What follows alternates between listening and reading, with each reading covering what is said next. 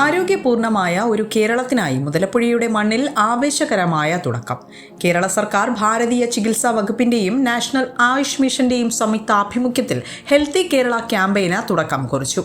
ഒപ്പം നടക്കാം എന്ന ശീർഷകത്തിൽ സംഘടിപ്പിച്ച പരിപാടി കിഴുവിലം ഗ്രാമപഞ്ചായത്ത് president Shameer Kizhuvilam flag off ചെയ്തു.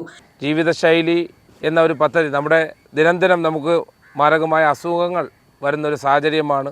നമ്മുടെ ജീവിതശൈലി എങ്ങനെയാണ് ആഹാരത്തോട് നമ്മൾ ആഹാരം നിയന്ത്രിക്കാതെ മറ്റ് ചികിത്സകൾ നോക്കാതെ കഴിക്കുന്ന ഈ സാഹചര്യത്തിലാണ് നമ്മുടെ ഈ ഒട്ടുമിക്ക ആൾക്കാർക്കും ഈ അസുഖങ്ങൾ വന്നു ചേരുന്നത്.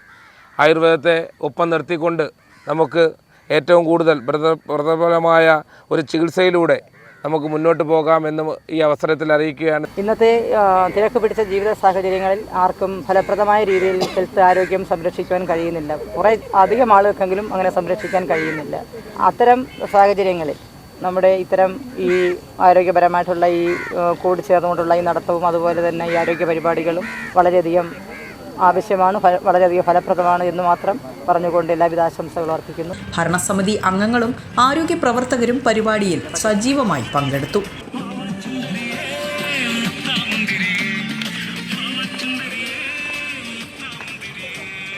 മുതലപ്പുഴ ബീച്ചിനെ സാക്ഷിയാക്കി നടന്ന ഫ്ലാഷ് മോബും സുംബ ഡാൻസും കാണികളിൽ ആവേശമുണർത്തി.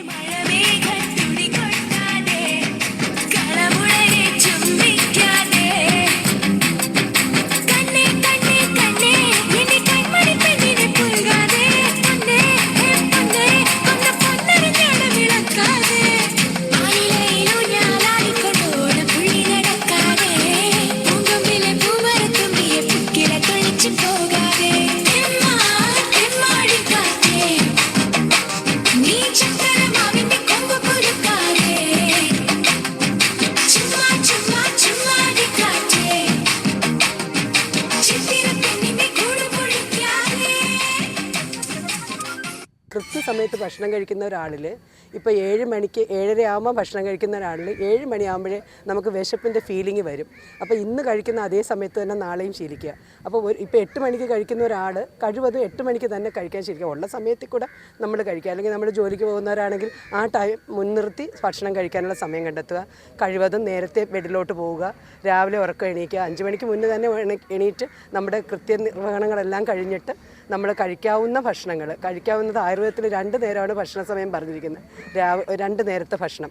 ആ കഴിക്കുന്ന ഭക്ഷണത്തിൽ കാർബോഹൈഡ്രേറ്റും പ്രോട്ടീനും ഫാറ്റും എല്ലാം അത്യാവശ്യം എല്ലാം പ്രൊപ്പോർഷനായിട്ടുള്ള ഭക്ഷണങ്ങൾ കഴിക്കുക. അപ്പോൾ അതിനുള്ള ഹെൽത്തി ആയിട്ടുള്ള ഫുഡ് ഫെസ്റ്റുകളും നമ്മൾ ഇതിനോടനുബന്ധിച്ച് പല സ്ഥാപനങ്ങളിലും നടത്തി.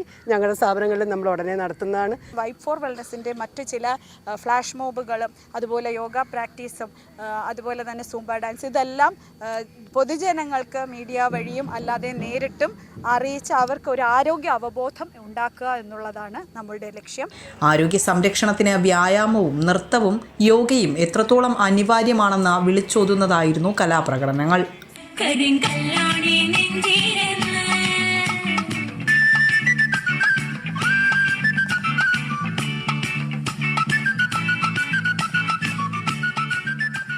കിഴുവിലം കടക്കാവൂർ ഗവൺമെന്റ് ആയുർവേദ ആശുപത്രികളുടെ നേതൃത്വത്തിൽ സംഘടിപ്പിച്ച ഈ പരിപാടിയിൽ 100 കണക്കിന് ആളുകളാണ് പങ്കെടുത്തത്.